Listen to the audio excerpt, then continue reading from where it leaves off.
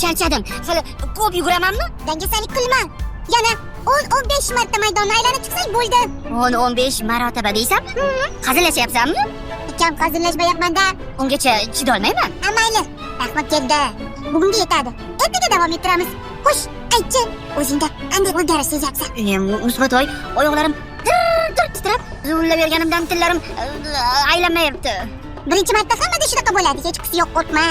Ertagacha ko'rmagandek bo'lib ketasan. Voy, ertaga ham yuguramanmi? Ertaga bundan ham zo'r o'yinlarni o'ynaymiz. Oq terakmi, ko'k terakmi yoki eshak mindini yoki undan ham yaxshirog'i 5 toshni o'ynaymiz. Menga 5 tosh ma'qulroq. Chunki unda bir joyda o'tirib o'ynanadi-da. Mayli, 5 tosh bo'lsa 5 toshda. Agar tarixga bunday nazar tashlaydigan bo'lsak, qadimdanoq odamlarni jismonan chiniqtiradigan, salomatligiga foydasi tegadigan mashqlarga jiddiy e'tibor qaratishgan. Milliy o'yinlar, milliy sport turlarini hammasi insonlarni yashash tarzi, dunyo qarashidan kelib chiqqan.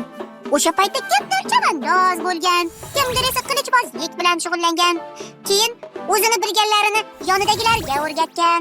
Hozirgi kim epchilu, kim chaqqon degan musobaqalarni boshqacharoq ko'rinishdagilarni tashkil qilib, eng usta qilichboz, chavandoz, polvonlar tanlab olingan. O'yinlarchi bir necha turga bo'lingan. Masalan, ovchilik o'yinlari, cho'pon o'yinlari, hunarmandchilik o'yinlari, dehqonchilik o'yinlari, taqlidiy o'yinlar, so'z o'yinlari, harakat o'yinlari. Menga ko'proq cho'pon o'yinlari yoqadi. To'p, tosh, chillak. Menga esa taqlidiy o'yinlar yoqadi. Xola-xolakasim, kim oladi yo, shuginani yo'q degan. Senchi so'z o'yinlarida ham g'olib bo'lasan. Rostdanmi? Ha, juftmi toq, oq terakmi, ko'k terak yoki birretta degan o'yin bor-ku. Ha, to'g'ri. G'olib bo'laman. Zuzu o'yinida ham g'olib bo'laman. O'yingachi bolalar. 5-6 nafar o'rtog'ingizni taklif qiling mana shu zuzu o'yinini o'ynash uchun. Qilishingiz kerak bo'lgan ishchi mana shunday.